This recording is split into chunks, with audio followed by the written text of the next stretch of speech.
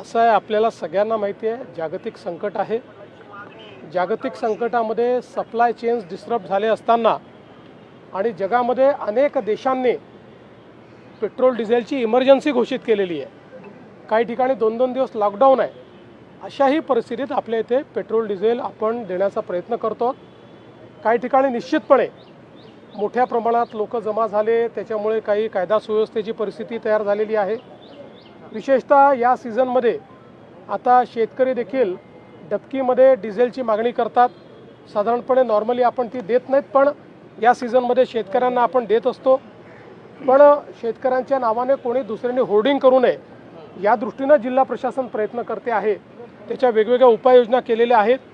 मुळामध्ये साधारणपणे आपण जर बघितलं तर जेवढा कोटा मागील वर्षी आपल्याकडे होता जवळपास तेवढाच कोटा आहे, पण थोडी भीती असल्यामुळे किंवा पुढे मिळेल की नाही भीती असल्यामुळे 20% मागणी वाढली आहे। माझी सर्वांना विनंती आहे की पुरवठ्यावर ताण येईल अशा प्रकारे कोणीही साठेबाजी करू नये।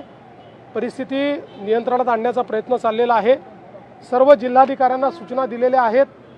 काही पर्टिक्युलर गावांमध्ये काही पर्टिक्युलर ठिकाणी मात्र जास्त हिंसक अशा पद्धतीचे त्या ठिकाणी प्रवृत्ती दिसते आहे।